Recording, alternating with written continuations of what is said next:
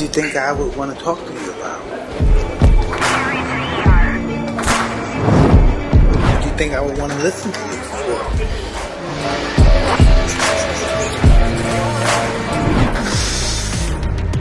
Toughest guys in the world get beaten by life. You said that was easy, huh? That was so easy, huh? Wow.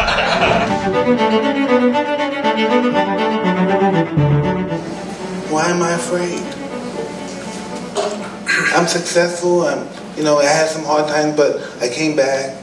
But why am I afraid? What am I afraid for? Like, I'm just afraid that somebody might think I'm a wussy or a wimp or something. Why am I so afraid of that?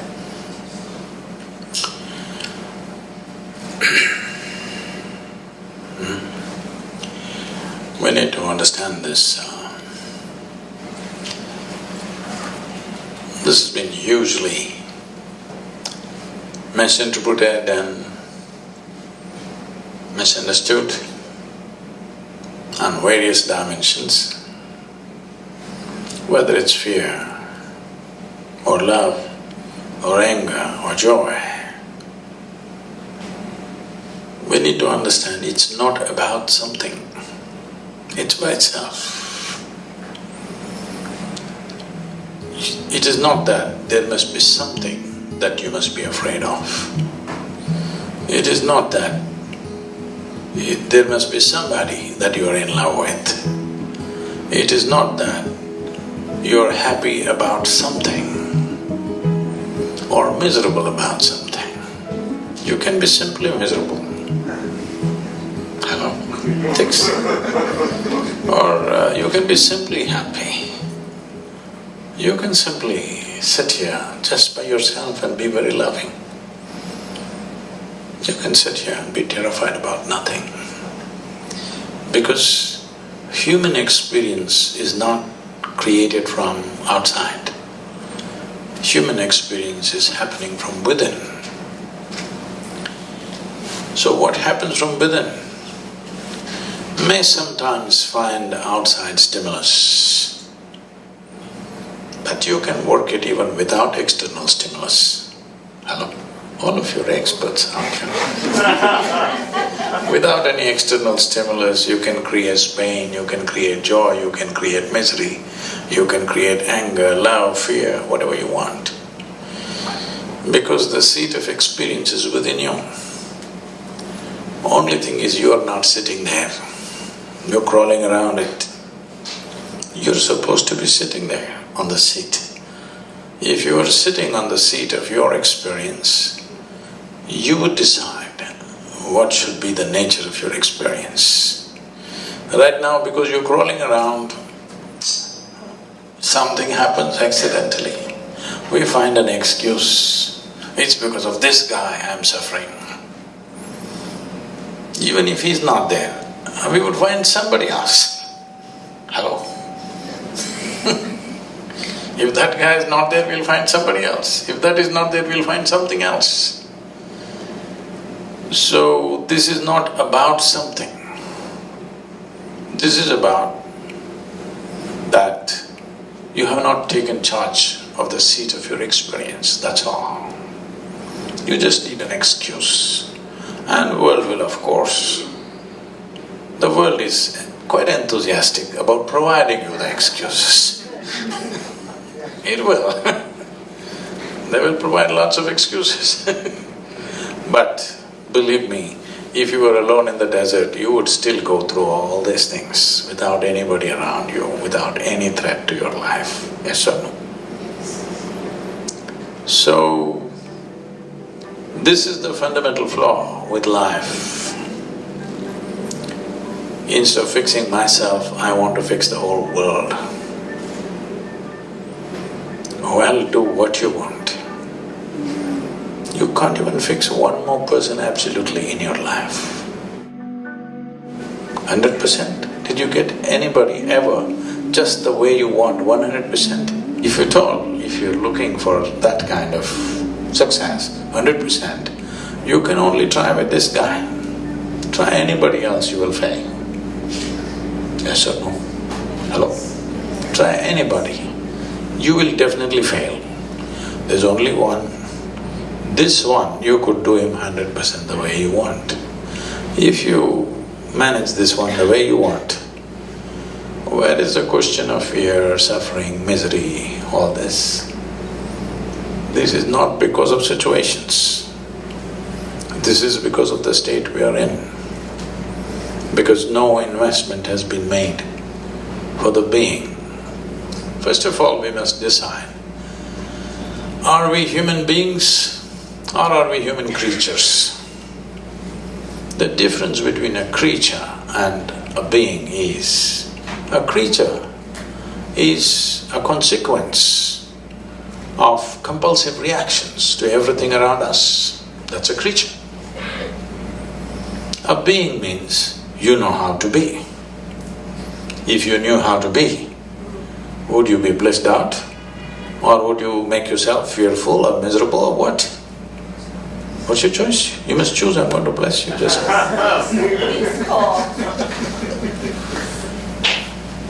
Definitely, highest level of pleasantness, isn't it, for yourself? What you want for your neighbor may be debatable, but what you want for yourself is very clear, highest level of pleasantness. Why such a simple thing is not happening? It is not happening because, we gave you a very complex machine, but you don't even bother to read the user's manual. Simply somehow you want to do it. Such a complex machine, if you try to do it somehow, accidentally, it will cause much pain. So, fear is not about something. Fear is just your inability to manage your thoughts. They are running away ahead of you. Fear is always about something that's yet to happen, isn't it? Yes. So that means you are suffering something that does not exist. If you suffer something that does not exist, there are medically very bad terms for that. It's not about one human being, it's just literally 99% of the human population is in this condition. Different levels maybe, but 99% of the human population is in this condition. They are suffering things which do not exist. What happened 10 years ago, they still suffer. What may happen day after tomorrow, they already suffer. What happened 10 years ago does not exist right now. What may happen day after tomorrow does not exist right now. But things that don't exist, they suffer. Simply because two major faculties that you have which sets you apart distinctly from other creatures is, you have a very vivid sense of memory and a fantastic sense of imagination. These two faculties, which are the best things you have, this is what most human beings are suffering. They are suffering their memory and they are suffering their imagination. These are the greatest tools you have. So what should have been the most fantastic well-being? When I say well-being, you know Charles Darwin, that guy? Hello? He said, all of you were monkeys, not me. That all of you were monkeys and you became human. So, essentially, on this planet, you're the peak of evolution. You agree with me or no? Yes. So, if you are the peak of evolution, that means you have come with the highest level of faculties. Because there are so many possibilities of being human. Because your life is not fixed like that of a creature. When I say not fixed like a creature, for every other creature, nature has drawn two lines within which they live and die. The reason why an animal's life looks so much simpler and better is because there are no possibilities. So what human beings are suffering is their possibilities. If you destroy the possibilities, you will also be fine. If you want, we can have a portion of your brain removed. You will be so peaceful. You will not know fear, you will not know suffering, you will not know anxiety, you will not know nothing. Yes. All we have to do is take away the possibilities. With the possibilities, the problems are also gone. So right now the problem is the fantastic possibilities that have been invested in us. So to take away the possibilities, either we can remove your brain or we can soak it in whiskey. Both ways you can do it. You take away the faculties, then you're okay. So, the problem is just this, that when you're given something so complex, you need to spend a certain amount of time knowing the nature of the machine that you're using. See, some people are handling these cameras. That's not a spacecraft.